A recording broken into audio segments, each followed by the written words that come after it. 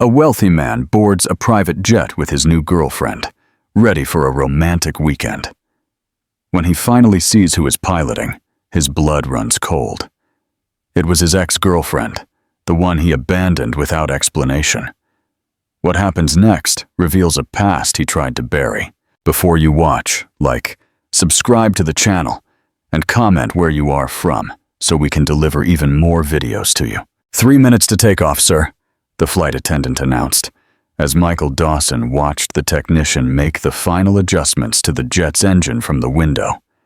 Just then, his phone vibrated with an anonymous message.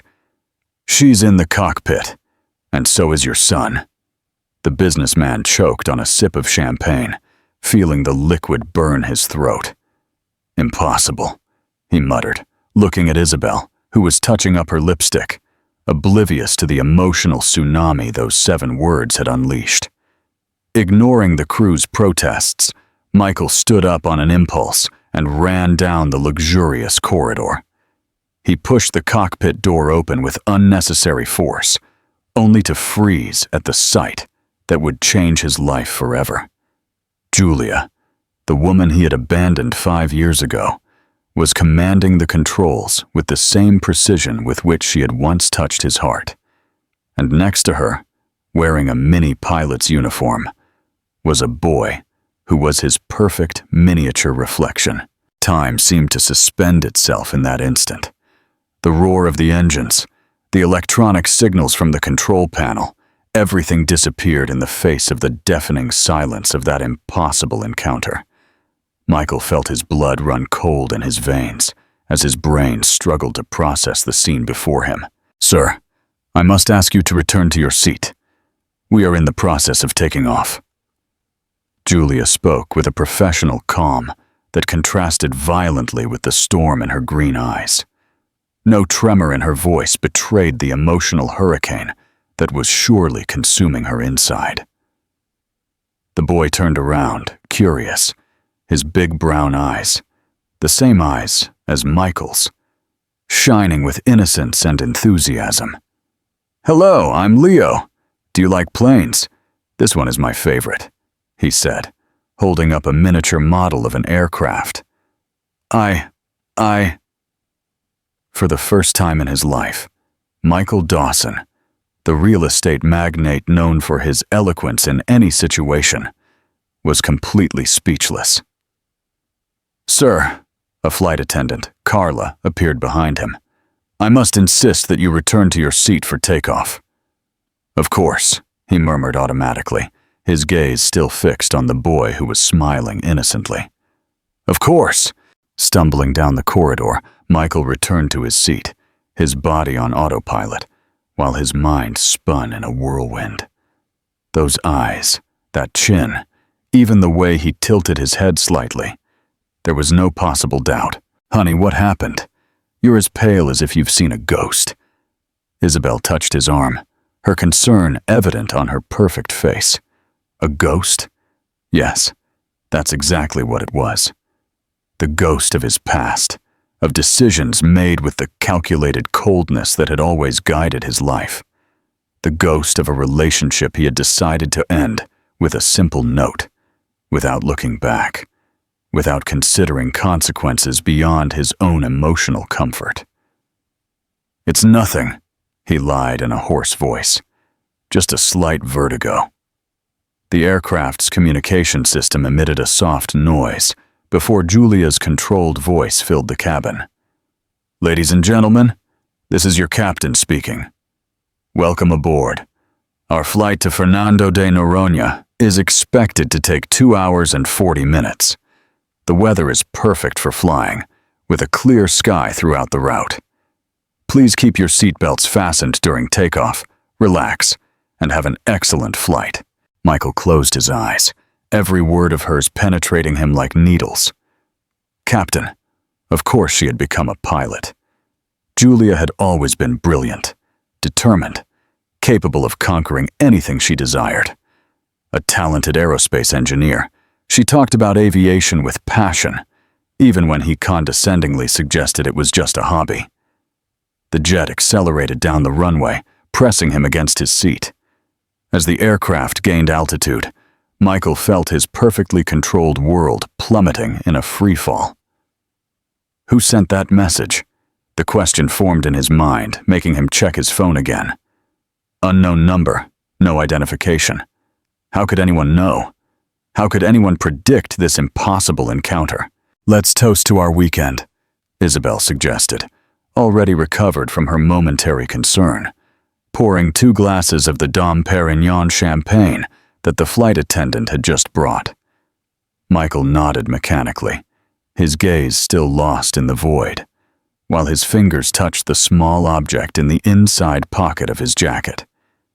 The engagement rings he intended to use to seal a future that, in the last 5 minutes, had become terribly uncertain.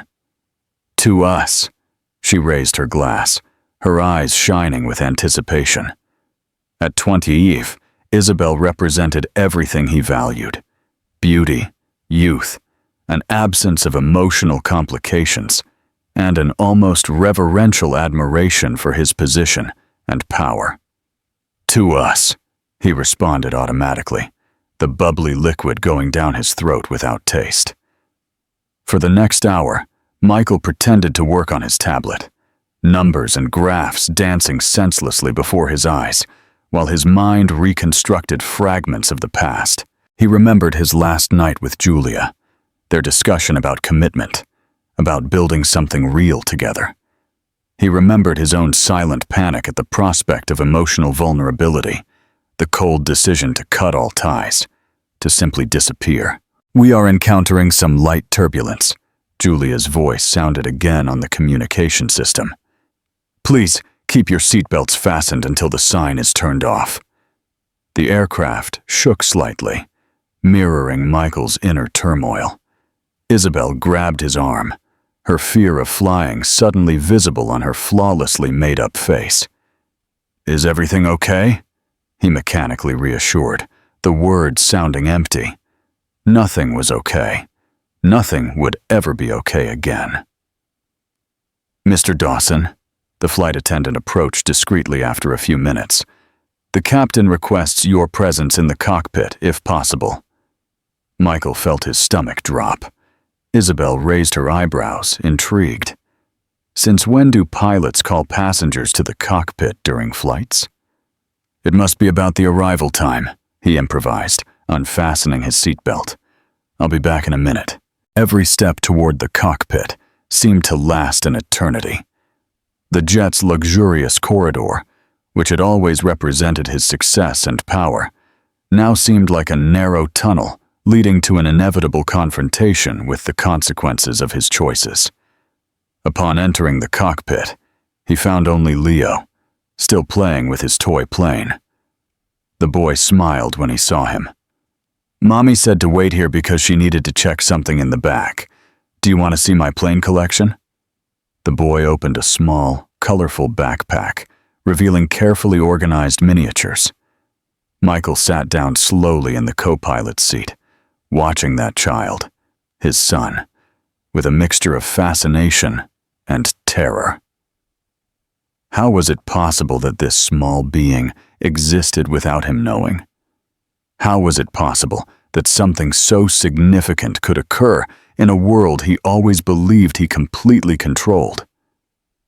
"This is my favorite," Leo continued, oblivious to the emotional turmoil of the man beside him. "It's a Boeing 787 Dreamliner. Mommy said that one day we'll pilot a real one together." "Your mom, is she a good pilot?" Michael asked, his voice almost a whisper. "The best in the world." The boy's enthusiasm was contagious. "She knows everything about planes, and she also teaches me math and physics.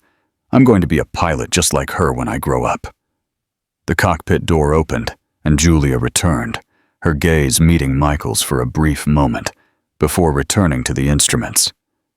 "Leo, honey, Carla will take you to see the rest of the plane, okay? I need to talk to Mr. Dawson." The boy nodded animatedly, collecting his planes before following the flight attendant. When the door closed, the silence in the cockpit became almost tangible. "He doesn't know," Julia finally spoke, her eyes fixed on the control panel.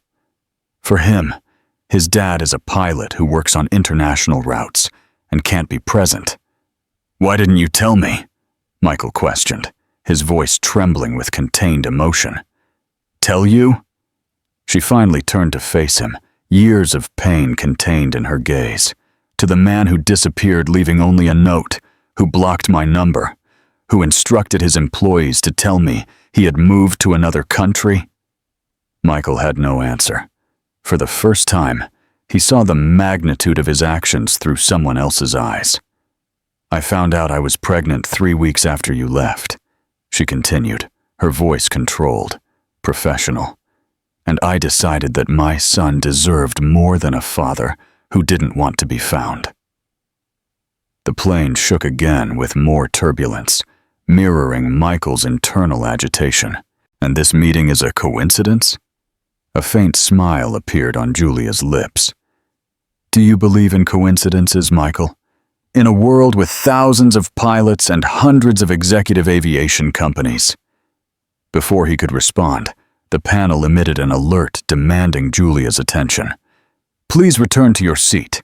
We have a technical problem to solve." "And what kind of problem?" Concern was evident in his voice. "Nothing your precious model girlfriend needs to worry about," Julia replied, the first sign of emotion in her perfectly controlled voice. "Just a secondary hydraulic system failure. We'll have to make an unscheduled landing for a checkup." Michael stood up, stunned. "Where?" "Casimiro de Abreu," she replied, adjusting some controls. "A small town in the interior of the Rio de Janeiro state. It has a good runway and excellent mechanics." Upon mentioning the name of the city, her eyes met his again, and Michael understood. It wasn't just any city with a suitable runway. It was where Julia was living, where his son was growing up. "This isn't a coincidence, is it?" he murmured, understanding finally forming. Julia's look was unreadable when she responded. "Life rarely gives us second chances, Michael. What we do with them is our choice." As he returned to his seat, feeling the plane begin a gentle descent, Michael reread the mysterious message on his phone. "She's in the cockpit, and so is your son." Who could have known? Who would be orchestrating this impossible encounter? Ivo looked at Isabel, distracted by a fashion magazine, completely oblivious to the emotional earthquake that was redefining the landscape of his life. The rings in his pocket seemed to weigh tons now, as the jet descended toward a small town that, he sensed, would change his destiny forever. "Any problem?" Isabel asked, noticing his disturbed expression. "Change of plans," he replied, his voice strangely calm considering the internal chaos. "We'll need to make a technical stop before heading to the resort." The landing sign lit up, and Julia's voice, professional and controlled, filled the cabin one last time. "Ladies and gentlemen, we will begin our descent procedure for the regional airport of Casimiro de Abreu. Due to technical reasons, we will make an unscheduled stop. We ask that you remain in your seats with your seatbelts fastened. Thank you for your understanding." Michael Dawson, the man who built a real estate empire, planning every move with millimeter precision, who never left anything to chance. He now found himself completely adrift, descending toward a future he could not predict or control. For the first time in his life, the man who always had all the answers was completely speechless before the most important question he had ever faced. How to be a father to a son he didn't know existed. The small Casimiro de Abreu airport was little more than a concrete runway with a modest hangar and a makeshift waiting room. When the jet's stairs were positioned and the door opened, Michael felt the humid heat of the interior of Rio de Janeiro state envelop him like a premonition. The relentless midday sun reflected on the asphalt, creating waves of heat that distorted the mountainous landscape in the background. "Welcome to Casimiro de Abreu," Julia announced to the group, her professional voice contrasting with the intensity of her gaze when it briefly met Michael's. "Unfortunately, we'll need a few hours for maintenance. The problem with the secondary hydraulic system requires parts that are being brought from Rio. I recommend that you take the opportunity to see the city or rest at the local hotel." "Local hotel!" Isabel couldn't hide the horror in her voice, her eyes scanning the countryside landscape with obvious discomfort. "What kind of place is this?" Michael watched little Leo skip down the stairs, the child's energy in full contrast with the palpable tension between the adults. The boy held Julia's hand tightly, looking at everything around him with the insatiable curiosity typical of a 5-year-old. "Mommy, can we go see the planes in the hangar before we go home?" the little one asked, pulling lightly on her uniform sleeve. Home. The word echoed in Michael's mind. This place was their home. His son had grown up here, away from him, building memories he would never be a part of. "We have guests today, honey," Julia replied, stroking the boy's hair. "We need to be good hosts." "Mr. Dawson and the lady are going to our house?" The enthusiasm in the boy's voice made Michael's heart ache. "Can I show them my complete collection of planes?" Before Julia could respond, an elderly man approached, walking with the aid of a carved cane. His shrewd eyes examined the group for a moment before he broke into a warm smile. "Grandpa Carlos." Leo ran to the old man, who lifted him up with surprising strength for his apparent age. "These are our passengers," Julia explained, maintaining her professional composure. "Mr. Michael Dawson and Ms. Isabel Montero. We have a technical problem, and will need to stay until tomorrow." The old man Carlos's eyes fixed on Michael with a disconcerting intensity, as if he saw far beyond the businessman's polished facade. "Dawson," he repeated slowly. "The famous real estate businessman. What an interesting coincidence."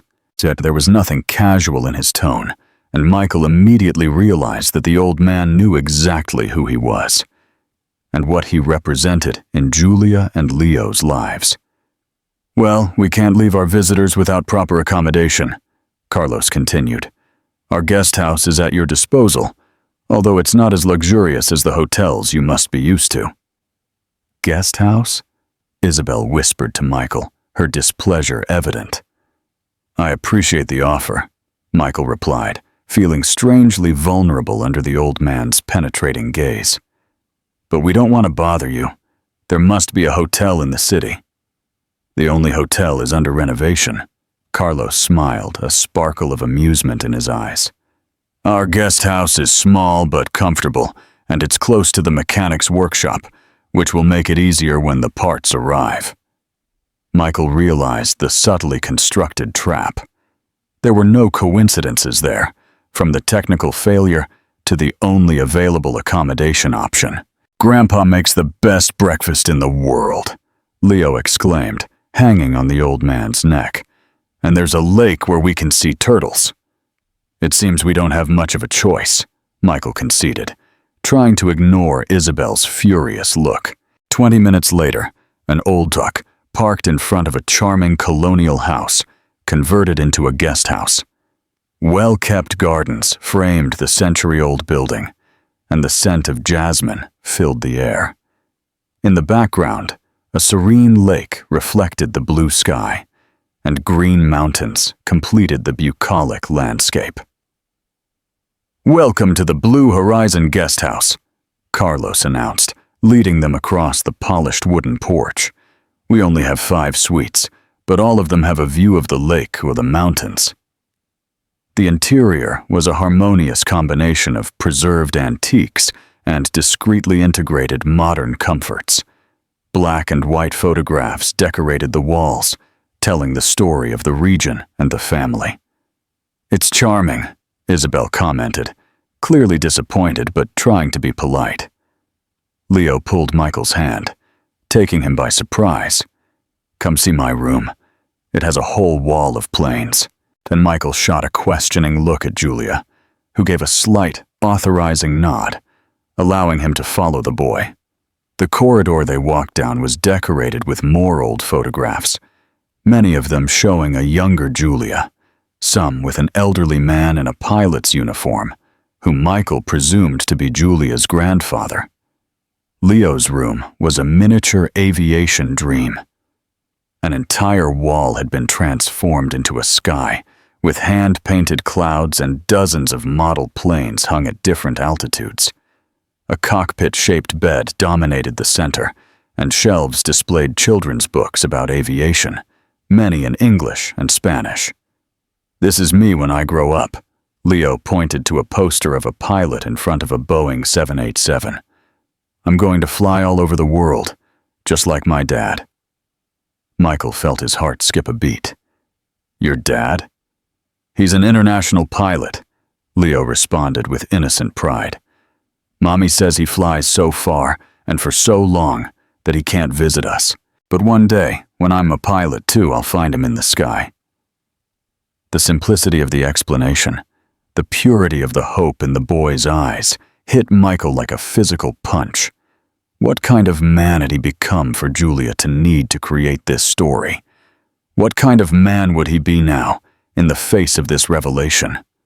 "I'm sure you will," he managed to say in a trembling voice. "Leo!"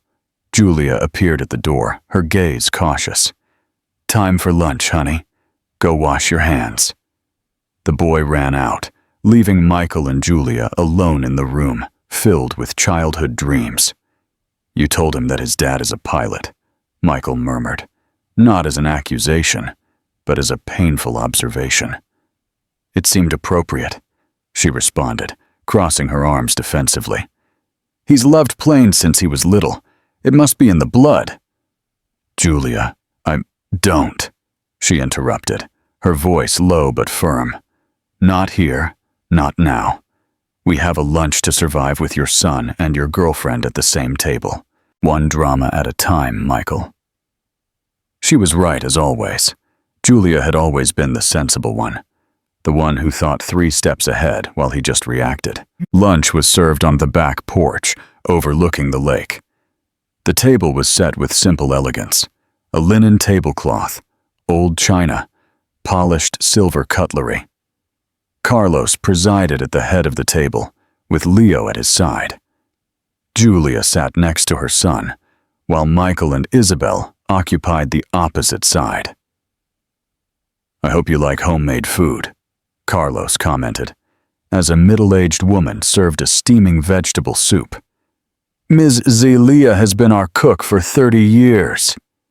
"It's delicious," Michael commented sincerely after the first spoonful, surprising himself. When was the last time he had appreciated something as simple as homemade soup? "So, Mr. Dawson," Carlos started the conversation after a few minutes of awkward silence. "How did you meet our Julia?"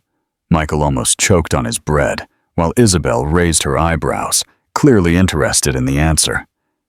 "We met at an aerospace engineering event," Julia responded quickly. "Mr. Dawson was investing in a private airport project." "Ah, yes," Carlos smiled, not convinced by the half-truth.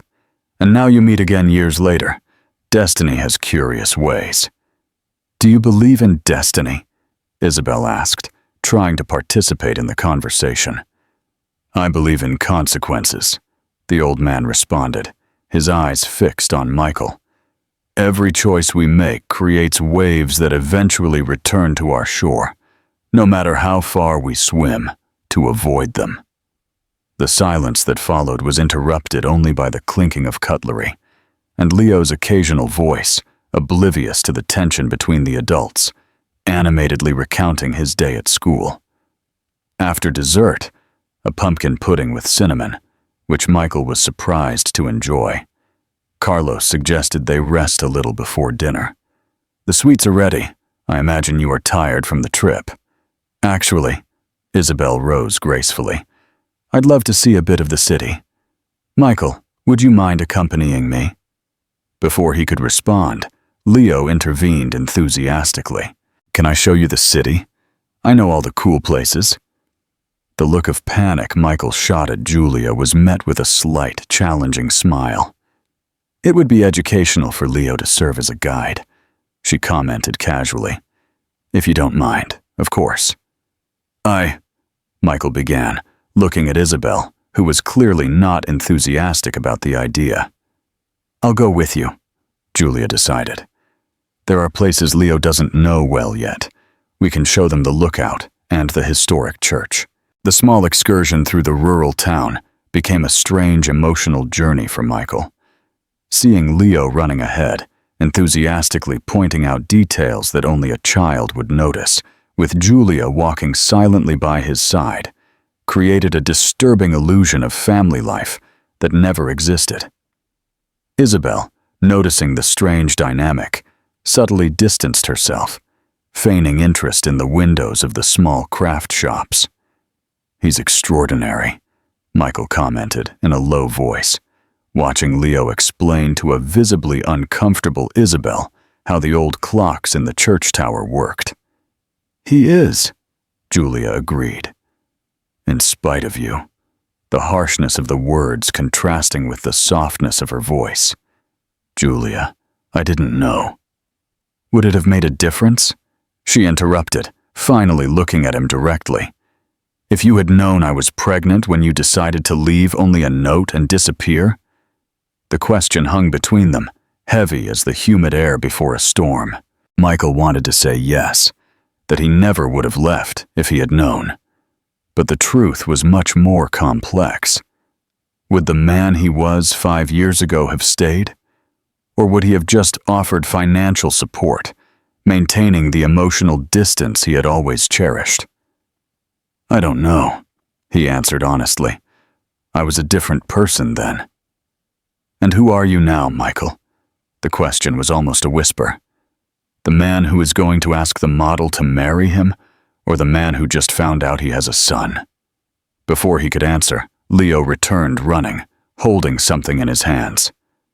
"Look what I found, Mommy. A wooden plane. The man at the store said it's handmade." "It's beautiful, honey," Julia smiled, stroking her son's hair. "Can I, Mommy?" "Please." The boy looked hopeful, having clearly discussed something with the craftsman at the store. "All right, but only for a moment." Leo turned to Michael, holding out the small wooden plane. "Do you want to hold it? The man said it brings good luck when we give it to someone special to touch first." The world seemed to stop as Michael received the gift from the small hands. Something so simple, a wooden toy, suddenly carried the weight of all the choices he had made and all the ones he still had to make. "It's very special," he managed to say, his voice thick with emotion. "Thank you, Leo." In the distance, Isabel watched the scene, a calculating expression gradually replacing her initial discomfort. Night fell over Casimiro de Abreu with a speed typical of small towns. Dinner at the guest house was served by candlelight in the garden, under a starry sky that Michael could barely remember when he had last appreciated. After dinner, while Leo was being put to bed, the adults gathered in the living room. Carlos served an amber drink in small crystal glasses. "Homemade cachaça," he explained. "Aged in oak barrels for 20 years, perfect for difficult conversations." Isabel looked at her watch, a discreet but visibly expensive model. "I think I'll turn in," she announced, giving a meaningful look to Michael. "It's been an unexpected day." When she left the room, Carlos also stood up. "I believe you two have a lot to discuss," he said, his wise eyes moving between Michael and Julia. "Just remember, some structures, once broken, can never be rebuilt exactly as they were. But sometimes, what is built in their place is stronger, more true." With these enigmatic words, the old man withdrew, leaving them alone with the heavy silence and the sweet aroma of the cachaça. "Why now?" Michael finally asked. "After 5 years?" Julia swirled the liquid in her glass, watching the candlelight reflect in the facets of the crystal. "It wasn't my idea," she admitted. "But when the opportunity arose, I couldn't refuse." "What opportunity?" "Your mother." Julia met his eyes, the revelation hanging between them like smoke. She found me 6 months ago. Michael felt his blood run cold. My mother? How? Private investigators. Apparently, she always suspected that you might have a child somewhere. She said you followed a predictable pattern. Intense involvement followed by abrupt flight when things got emotionally deep. The description of his behavior was striking in its accuracy. It was exactly what he had done with Julia, and with others before her. And Isabel? Is she also part of this plan? Julia's smile was sad, almost compassionate. Your girlfriend is Amanda Vidal, a private investigator hired by your mother more than a year ago. She's not an international model, Michael. She has a law degree and specializes in locating people and building behavioral profiles.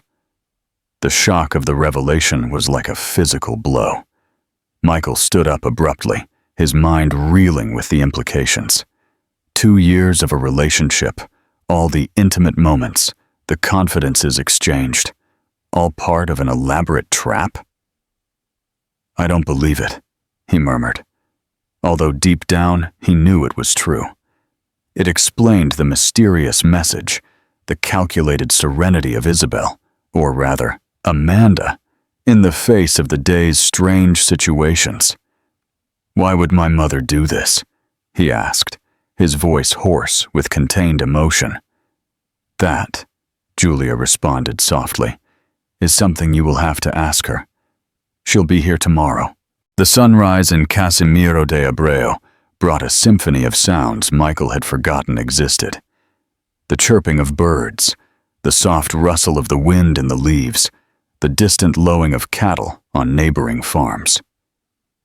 Sitting on the guest house porch, a cup of strong coffee between his hands, the businessman watched the first rays of sun paint the lake golden, while his mind processed the previous night's revelations. Isabel, or rather, Amanda, was not in her room when he returned. His first impulse was to call his lawyer, initiate some kind of legal process against this invasion of privacy, this elaborate manipulation.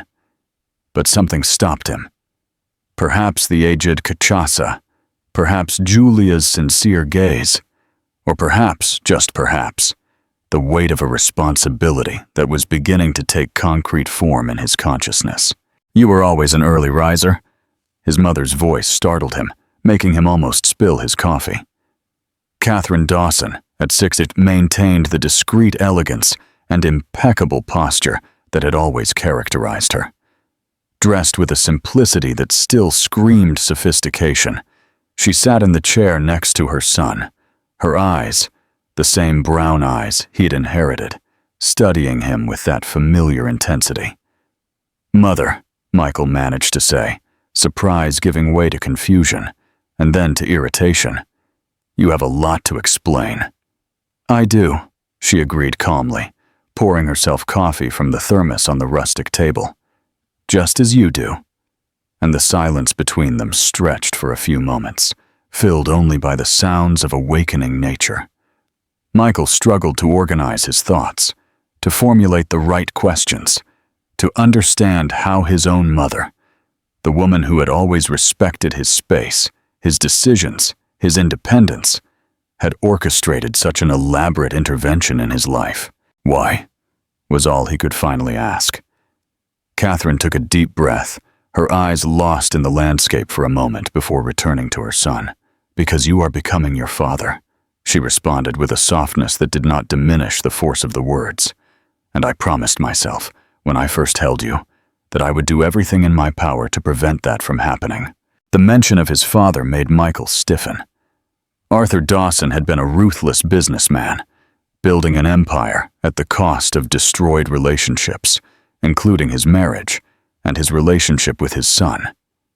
He had died alone in his luxury penthouse, surrounded by wealth and empty of genuine connections. "I'm not like him," Michael protested, his voice low but firm. "No?" Catherine raised an eyebrow. "How many relationships have you ended at the first sign of emotional depth? How many times have you abandoned people who cared about you because it was easier than facing your own vulnerability? Your father did the exact same thing, Michael. The difference is he had me to clean up the mess." The words hit Michael like precisely thrown stones, each one finding a truth he had spent years denying. "And who cleaned up my mess?" he asked, fearing the answer. "No one," Catherine responded simply.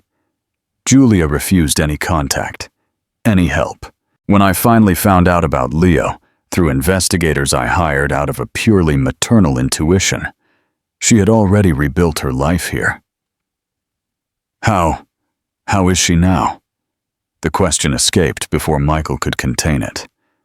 A small smile curved Catherine's lips. "Extraordinary.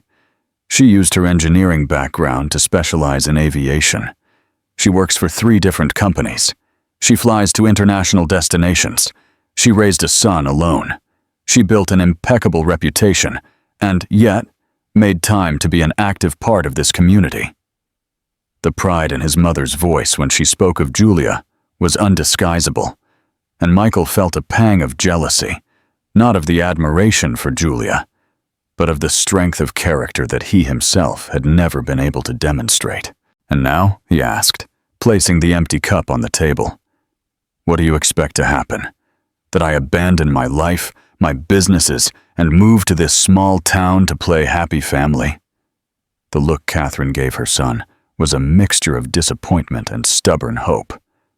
"I expect that you, for the first time in your life, face the consequences of your choices instead of running from them. That you get to know your son, not because you have to, but because he deserves to be known. And maybe, just maybe, that you learn there are things more valuable in this life than corporate mergers and quarterly profits." Before Michael could respond, the sound of children's footsteps interrupted the conversation. Leo appeared on the porch, still in his pajamas, rubbing his sleepy eyes. "Good morning," he murmured, then froze when he saw Catherine. His eyes went wide, the sleepiness instantly replaced by a vibrant curiosity. "You're the lady from the portrait," Catherine smiled, genuinely surprised. "Portrait?" "In Grandpa Carlos's office," Leo explained, approaching cautiously. "There's a picture of you with him from a long time ago. Grandpa said you were a great friend of the family." Michael looked at his mother, confused. Catherine seemed equally surprised by the mention of the portrait, but quickly regained her composure. "Yes, I met your grandfather many years ago," she confirmed, "even before you were born." Leo studied Catherine with an almost comical intensity, his small brow furrowed in concentration. "You look like him," he declared finally, pointing to Michael. "That's my mother," Michael explained. The word sounded strange in his own ears. "So that makes her your grandmother?" Leo's eyes lit up with the realization. "You're my grandma?" Catherine shot a quick look at Michael before nodding. "Yes, honey, I am your grandma." What happened next took Michael completely by surprise. Leo threw himself into Catherine's arms with total abandon, hugging her as if he had found a lost treasure. "I have a grandma," he exclaimed, the pure joy in his voice making something break inside Michael's chest. "Wait until I tell Peter at school. He has 3 grandmas, but his grandma isn't as pretty as you." Catherine laughed, hugging her grandson with a naturalness that made Michael realize this was not their first meeting. The thought should have angered him.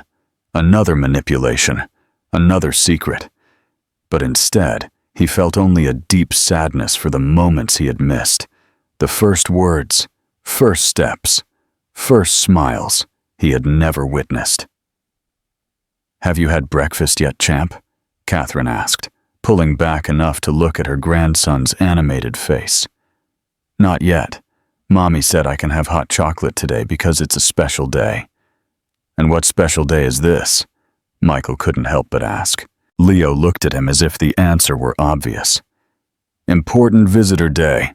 Grandpa Carlos said people who come from far away deserve hot chocolate." The simplicity of the child's logic made Michael smile involuntarily. There was something refreshing about the way children saw the world, without the layers of complication that adults added to everything.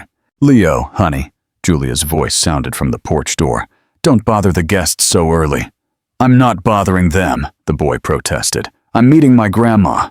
Julia froze, her eyes meeting Catherine's in a silent dialogue that Michael couldn't decipher.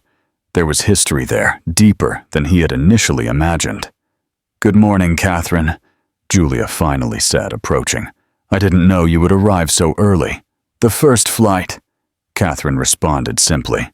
"Carlos picked me up at the airport." Another piece of the puzzle.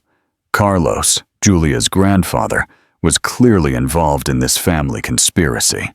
The more Michael discovered, the more he realized how elaborate the web woven around him had been. "Leo, go get dressed for breakfast," Julia instructed gently. "Then you can show Catherine your new airport model." The boy nodded enthusiastically before running inside, leaving the three adults in a silence heavy with unresolved tension. "How long have you known my mother, exactly?" Michael finally asked Julia. "Personally for 6 months," she responded, sitting at the table. "But through letters, almost 3 years." "Letters?" Michael looked at Catherine, incredulous. "In the digital age," his mother shrugged elegantly. "Some conversations are too sacred for emails that can be hacked, or messages that can be spied on. And there's something about handwriting that forces sincerity, don't you think?" Before Michael could fully process this new information, Amanda, the fake Isabel, appeared on the porch, dressed in practical clothes that contrasted dramatically with the elaborate style she had maintained during the 2 years of her relationship with Michael. "Good morning, everyone," she greeted, her accent subtly different from what Michael was used to. "I imagine it's time for us to drop the pretenses." Michael stood up abruptly. 2 years, Amanda. 2 years of lies. "I prefer to think of it as 2 years of in-depth research," she responded calmly. "And believe me, Michael, I learned much more about you than I ever needed to reveal to your mother." "Why?" The question was addressed to everyone and no one in particular. "Why this elaborate theater? Why not just tell me about Leo?" "We tried," Julia responded softly. "In the first few months after I found out I was pregnant, I sent dozens of emails, left countless messages, all blocked, all ignored. And when I finally found you," Catherine continued, "you were so immersed in your world of business, so convinced of your own narrative, that any mention of past responsibilities was immediately rejected. We needed you to see," Amanda added, "not just hear about it, not just know about it intellectually, but see your son, feel his reality, understand what you were missing before it was too late." Michael sat down again, stunned by the brutal sincerity of these 3 women, who each in their own way had conspired to confront him with the truth he had spent years avoiding. "And what happens now?" he asked, his voice more vulnerable than he had ever allowed in public. "That," Julia responded, "depends entirely on you. Not on the Dawson Empire, not on the impeccable CEO, not on the man who built skyscrapers and exclusive resorts. It depends on Michael, the man, the father, the person you choose to be from today onwards." The silence that followed was interrupted by the arrival of Carlos, carrying a tray with homemade cakes and more fresh coffee. The old man assessed the scene with shrewd eyes before smiling.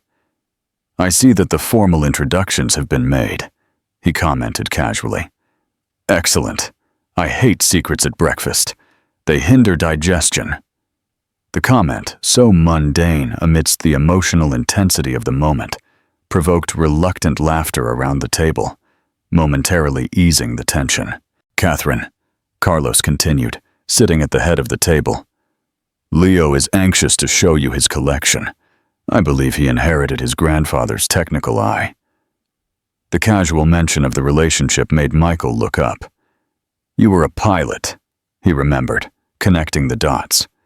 In the photos in the hallway. Carlos nodded. 42-year career. I started in small cargo planes and ended up commanding Boeing 747-47s for Varig. The passion for flying has been in the family for 3 generations now. 4, Catherine corrected softly. Michael's father was also fascinated by aviation, although he never pursued a career. Another unexpected revelation. Michael looked at his mother, confused. Dad rarely talked about anything he couldn't completely control, Catherine responded. And the sky, Michael? The sky can never be truly controlled. It can only be respected, understood, navigated with humility.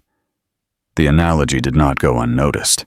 Michael glimpsed for the first time the possibility that his life, so carefully planned, so rigidly controlled, might be missing exactly what would make it meaningful. The ability to adapt to the unexpected, to navigate the uncontrollable, to find beauty in unpredictability. Leo returned at that moment, now fully dressed and brimming with energy. Grandma, are you coming to see my collection now? It has a plane just like the one Mr. Michael came in. It's a Gulfstream G150. Michael looked at his son, with a new perspective. This small being, whom he had not helped raise, whom he had not known until yesterday, had already absorbed knowledge about aviation that many adults did not possess. The technical precision, the attention to detail, the passion for knowledge were traits he recognized in himself, although directed at different fields. Why don't we all go? He suggested, surprising himself. I'd like to see your collection too, Leo.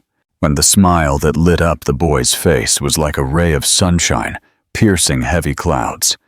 Bright, unexpected, transformative.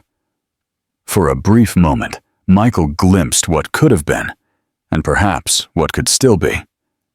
As they followed Leo down the guest house hallway, Julia approached Michael, her voice low enough for only him to hear. He has your smile, she commented, and your stubbornness. There was no bitterness in her words, just a simple statement of undeniable biological facts. Michael nodded, unable to find words adequate for the moment. The visit to Leo's room turned into an impromptu lesson on aviation, with the boy displaying surprising knowledge for his age. With each enthusiastic explanation, each meticulous demonstration, Michael felt something unknown growing in his chest, a mixture of pride, admiration, and sadness for the lost years. The hours turned into days, as the supposed technical failure of the jet conveniently extended. Michael discovered that his phone mysteriously didn't get an adequate signal for video conferences, limiting him to brief emails and text messages to his team. The Dawson Empire would continue to function without his constant presence, a realization both liberating and disturbing for a man who had always believed himself to be indispensable. On the afternoon of the 3rd day, Michael found himself sitting by the lake, watching Leo feed the ducks with pieces of old bread. Next to the boy, Catherine was laughing at something he had said, her eyes shining with a joy that Michael had rarely witnessed. "He's completely won over my mother," he commented, when Julia approached, bringing a tray with fresh lemonade. "Leo has that effect on people," she responded, sitting on the rustic bench next to him. "It's as if he can see directly through the layers we've built over the years." But Michael nodded, watching his son. It was still strange to think of him that way, running after a particularly bold duck that was trying to steal the bread directly from his hands. "Does he know?" He finally asked the question that had been consuming him for days. "About me, I mean." Julia took a sip of lemonade, her eyes fixed on the scene in front of her. "He knows that his dad is someone who couldn't be present, who works far away, who one day might be able to be a part of his life." Gentle lies, Michael murmured. Adapted truths, Julia corrected. Leo is still too young to understand abandonment or rejection. When he's older, if you decide to be a part of his life, he'll understand that people make mistakes, learn, and grow. And what if I don't make that choice? The question escaped before he could contain it. Julia turned to face him, her green eyes studying him intensely. Then I will continue to raise our son to be a better man than his father, a man who faces his responsibilities instead of running from them. The harshness of the words contrasted with the softness of her voice, making them even more impactful. Michael realized that despite everything, Julia didn't hate him. She just saw him with absolute clarity, without the illusions he had cultivated about himself for so long. Why aviation? He asked, changing the subject. Of all the careers you could have pursued, with your brilliance, why did you choose one that keeps you constantly on the move? A slight smile curved her lips. Perhaps because in the sky, Michael, there's no way to feign absolute control. You can have the best training, the most advanced aircraft, the most meticulous planning, but you will still be at the mercy of elements you cannot master. The wind, the air currents, sudden weather changes. And that's liberating for you. It's honest, she responded simply. And after years of living an illusion of security by your side, I've discovered that I prefer the honesty of uncertainty 1,000 times over the false security of empty promises. Michael felt the impact of the words like a physical blow. It was true. He had built relationships based on implicit promises he never intended to keep, on expectations he had fueled without ever considering their emotional cost to others. Before he could respond, Leo came running toward them, his face illuminated by a radiant smile. "Look what I found!" he exclaimed, opening his small hands to reveal a small turtle. "Grandpa Carlos said it's a baby tiger turtle. Can we build a little house for it in the lake?" Michael looked at Julia, unsure of how to respond. She nodded slightly, giving him silent permission to participate in this moment. "I think the little turtle already has a house," he replied, surprising himself with the naturalness in his voice. "The whole lake is its home. If we take it somewhere else, it might miss its family." Leo's face grew serious as he considered the words. "Just like you missed your family when you went to work far away?" The innocent question hit Michael with unexpected force. How to explain to a child that he had deliberately chosen distance instead of connection, that working far away was a fabricated story to soften a much more painful truth? "Sometimes," he responded carefully, "adults make mistakes. They think they're doing the right thing, but then they realize they've lost important things along the way." Leo studied his face with surprising intensity for such a small child. "Like what?" "Like meeting wonderful people," Michael responded honestly. "Like you?" The smile returned to the boy's face. "You can visit whenever you want. We have a guest room, and Grandpa Carlos makes pancakes on Sundays." The simplicity of the offer, the uncomplicated generosity, made something break inside Michael's chest. How could this small being, who had never received anything from him, so freely offer what he had? "Thank you, Leo," he managed to say, stroking the boy's hair. "That's very kind." After carefully releasing the turtle into the water, Leo ran back to Catherine, who was waiting for him, with a mysterious package that looked suspiciously like an airplane model kit. "He's extraordinary," Michael commented, watching his son walk away. "He is," Julia agreed. In spite of everything, the silence that followed was interrupted by the arrival of Amanda, now dressed in practical clothes that contrasted dramatically with the elaborate wardrobe she had maintained as Isabel. "News arrived from Rio," she announced, sitting down with them. "The parts for the plane have finally been located. They'll be here tomorrow afternoon." Michael raised an eyebrow. Have you finally decided to end our little family intervention? Amanda smiled humorlessly. My job is done, Michael. What you do with the information you've obtained is entirely your choice. And what choice is that, exactly? He asked, irritation growing in his voice. Abandon the life I built to become a weekend dad? Or simply sign generous child support checks and go on as if nothing happened? Julia stood up abruptly. This is a conversation I'd rather not witness. Please excuse me. As she walked away, Amanda watched her with a thoughtful expression before turning to Michael. Do you know what the most difficult part of my job was for the past 2 years? She asked rhetorically.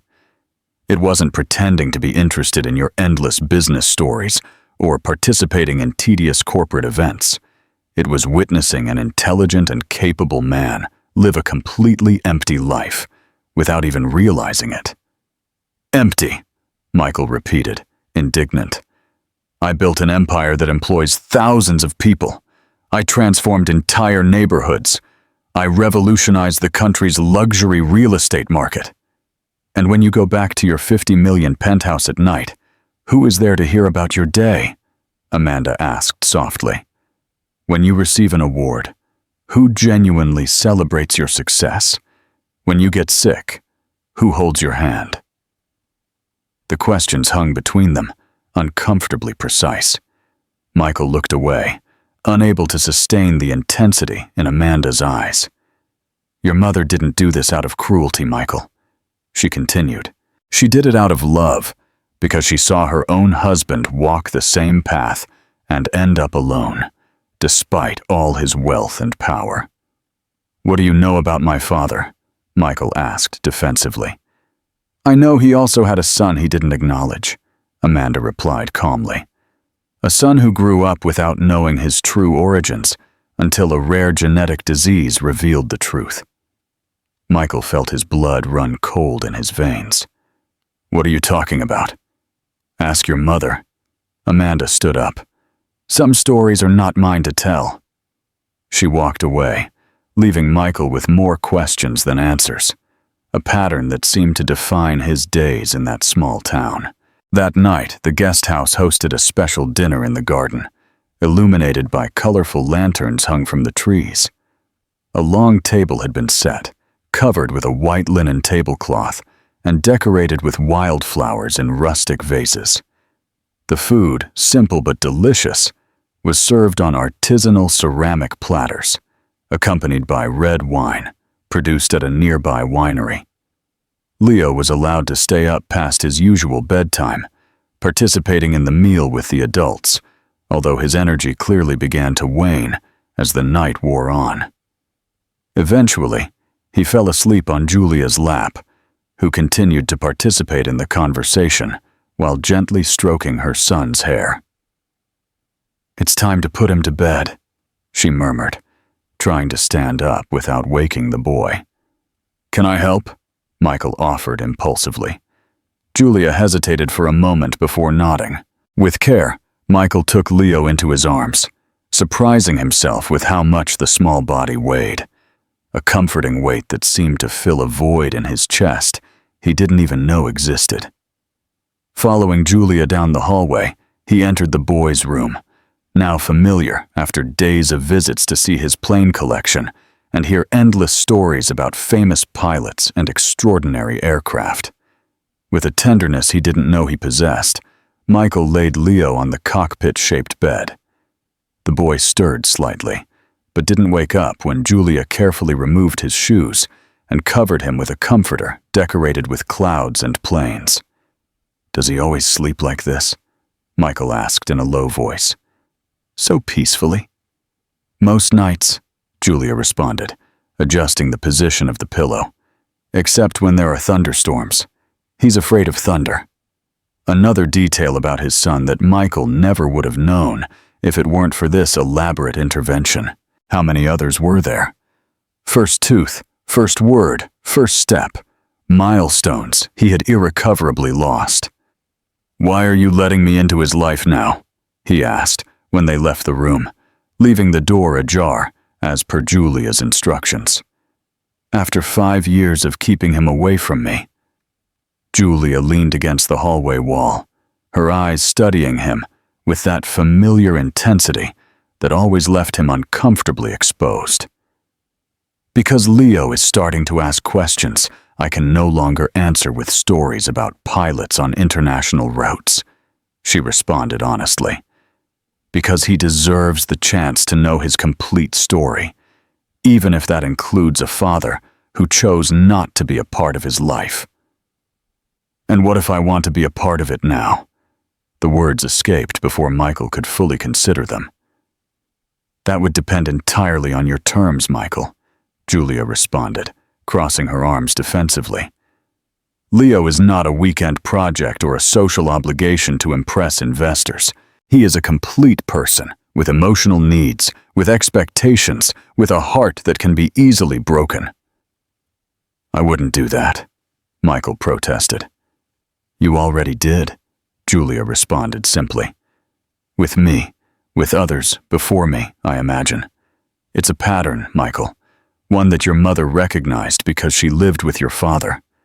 The question is, are you willing to break this cycle, truly, or just reacting emotionally to a situation that will soon seem less urgent when you're back in your world of skyscrapers and offshore bank accounts?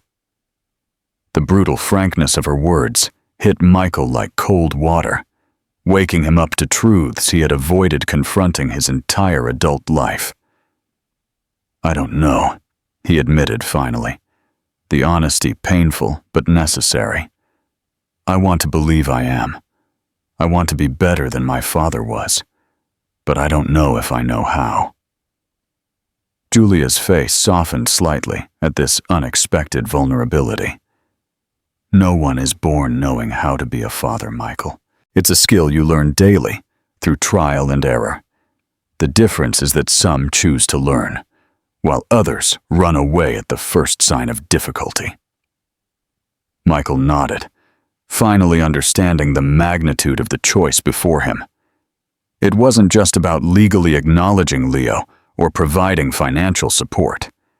It was about committing to a journey of personal growth that would require more courage from him than any business negotiation had ever demanded. The first rays of sun filtered through the guest room window, waking Michael from a surprisingly deep sleep. For a moment, he was disoriented, accustomed to the panorama of skyscrapers that his penthouse in Sao Paulo offered. Instead, he saw only blue sky, distant mountains, and the golden shimmer of the lake through the window. A week had passed since his unplanned arrival in Casimiro de Abreu, a week that felt simultaneously like an instant and an eternity. The jet's technical failure had finally been resolved, and today was the day to leave or to choose to stay in some way. He got up and walked to the window. In the garden below, Leo was playing with a small glider plane, running and throwing it into the air repeatedly, adjusting the angle with each attempt, intuitively learning about aerodynamics through play. Julia was watching him closely, smiling as she drank her morning cup of coffee. Michael felt a sharp pang in his chest, not of pain, but of recognition. The scene below was a glimpse of a life he had never lived, of a possibility he had thrown away, without ever understanding its value. His phone vibrated on the bedside table. The signal, miraculously restored the night before, brought dozens of emails, messages, and notifications, his empire calling him back. One notification in particular caught his attention. Dawson Incorporacion's shares had fallen 3%, after rumors about an unacknowledged heir of the CEO. The news had already leaked then. Probably the work of some employee at the airport who recognized the famous businessman boarding with the international model and disembarking in a small town with a pilot and a child who was his mirror image.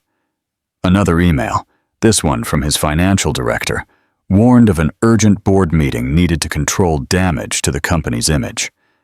Michael almost laughed at the irony. His entire adult life dedicated to building an impeccable reputation, and now the existence of his own son was considered damage to be controlled. He dressed slowly, every movement deliberate, as if he were making a decision with each button he buttoned, each clothing choice. When he finally went down for breakfast, he found the family gathered in the garden. Not just Julia and Leo, but also Carlos, Catherine, and surprisingly Amanda, still present despite her mission being technically complete. "Good morning," he greeted, feeling strangely nervous, as if he were about to give a crucial presentation to investors, instead of having coffee with people who, in different ways, were his family. "Michael!" Leo waved animatedly.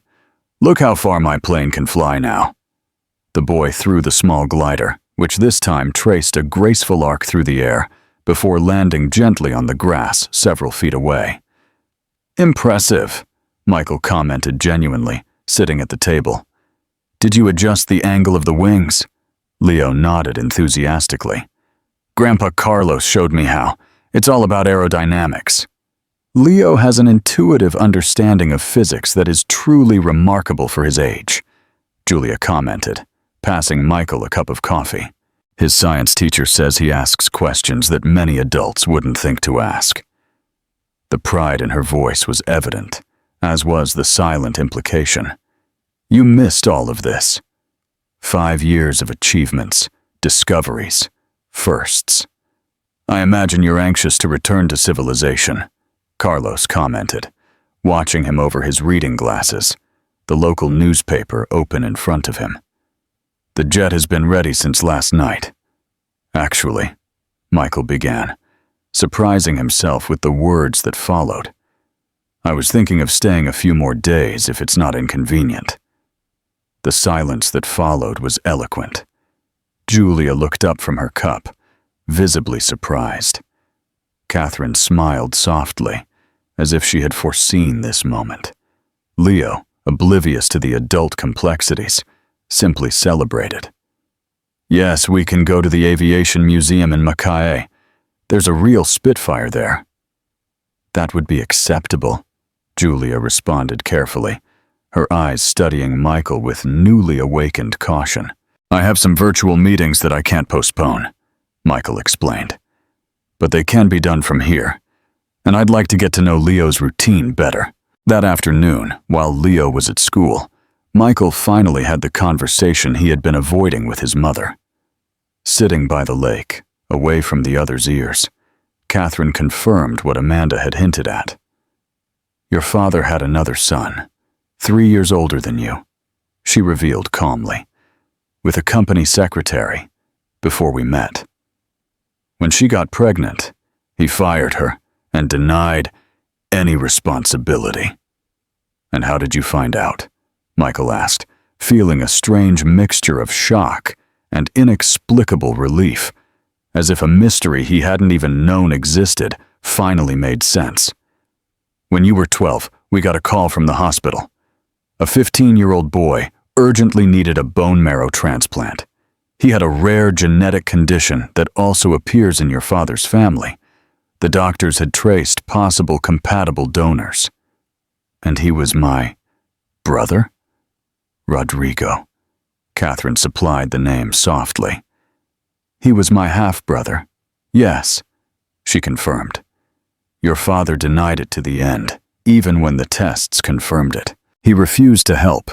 He forbade you from being tested as a potential donor."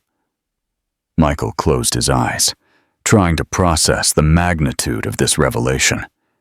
"And what happened to him?" "He found another, less compatible donor. He survived, but with complications. He lives in Canada now. He's a university professor of engineering." "Did you keep in touch?" "Discreetly. Your father never knew. Rodrigo contacted me when he was 20, wanting to know his story. He wasn't angry, just curious. He's an extraordinary man, Michael. You would like him." Michael felt as if the ground were opening up beneath his feet. His entire life he believed he was an only child, raised by an emotionally distant but at least physically present father. Now he discovered that he was part of a pattern, a cycle of abandonment he was perilously close to repeating. "Why are you telling me this now?" he asked, though he already intuited the answer. "Because you are at the same crossroads your father was. Twice he chose the path of least emotional involvement, with Rodrigo and then with you, in his own way. The question is, which choice will you make, Michael? You."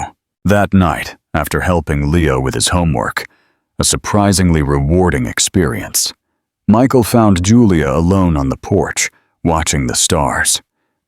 Without preamble, he said, "I want to be a part of his life. I don't know how.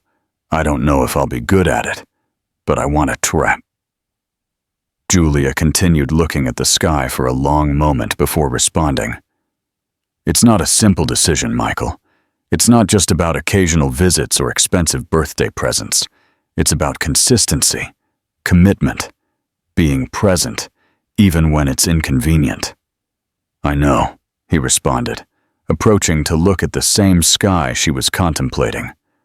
"I'm willing to learn, to change what's necessary." "Why?" The question was simple, but loaded with meaning. "Why now? After 5 years?" Michael considered several answers, some calculated to impress her, others to arouse sympathy.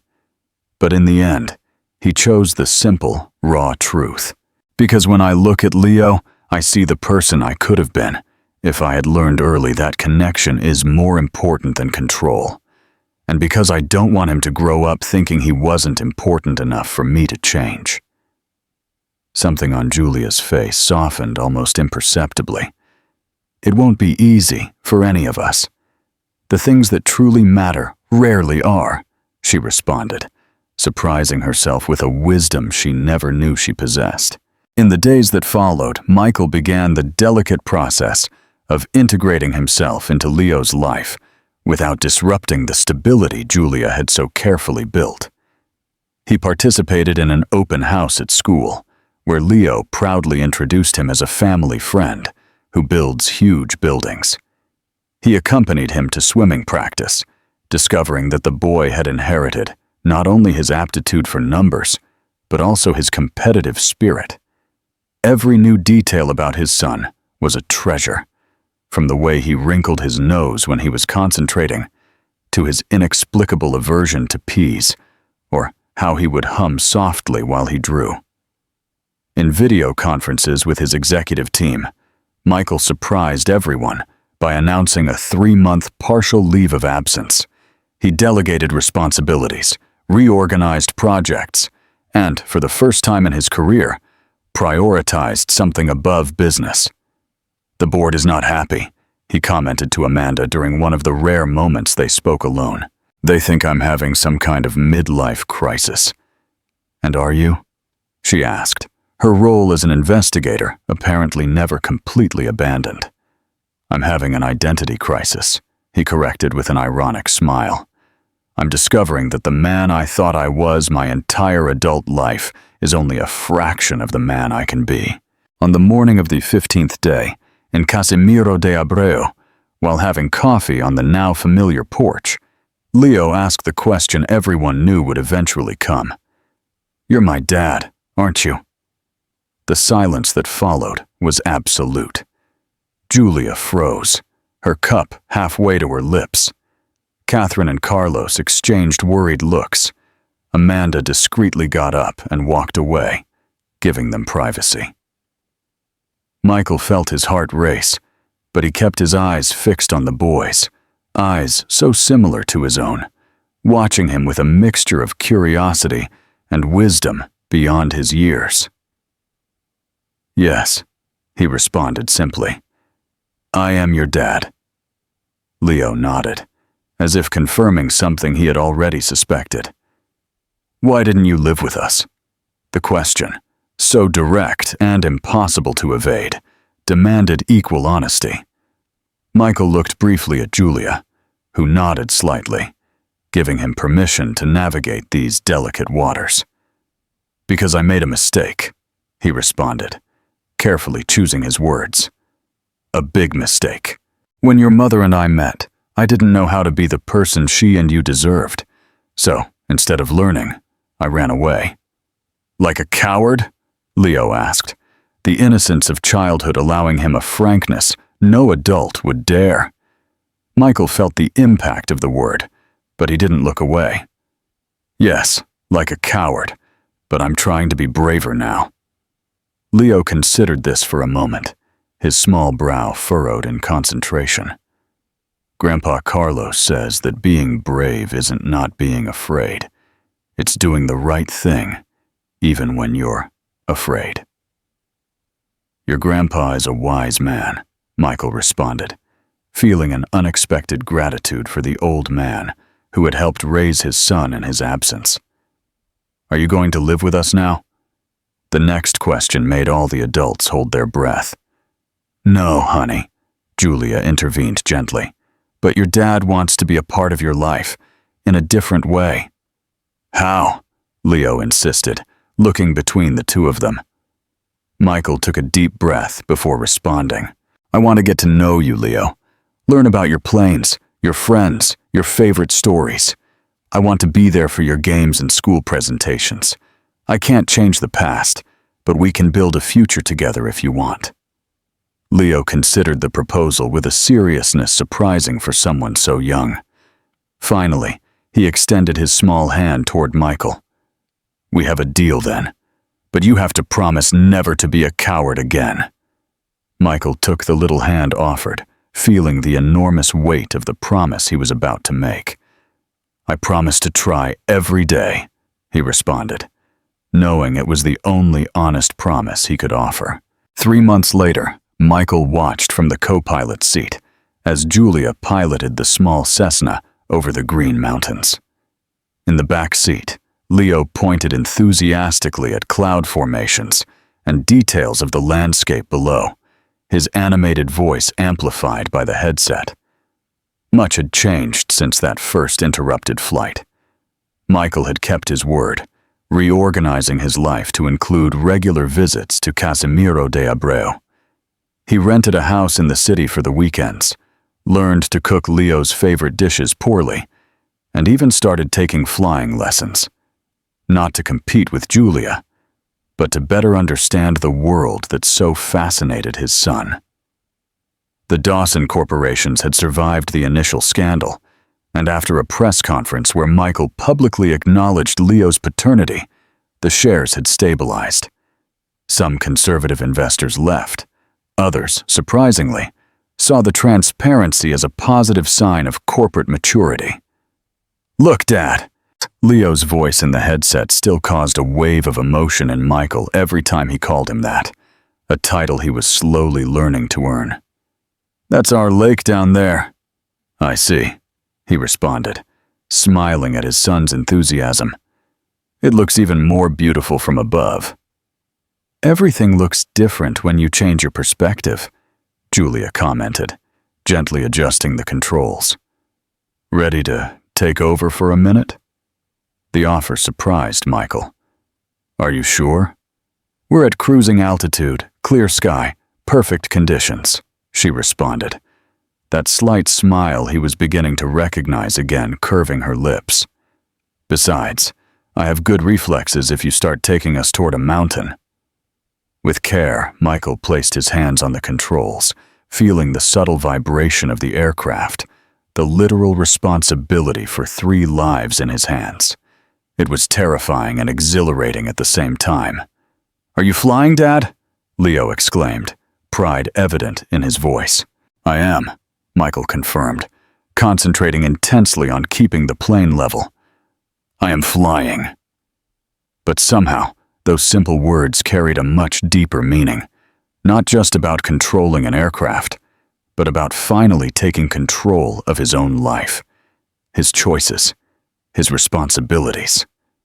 The open sky in front of him, infinite in its possibilities, seemed the perfect setting for this moment of clarity. Michael Dawson, who had spent his life building structures that touched the sky, was finally learning to fly. Not alone, as he had always believed was more efficient, but accompanied, guided, supported by people who, in different ways, formed the family he never knew he needed. "Where are we going now?" Leo asked, his voice full of expectation.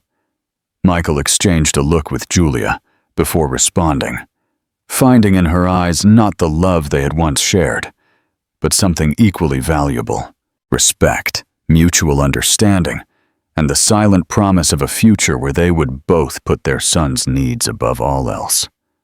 "Wherever you want," Michael responded, meaning so much more than just the flight's destination.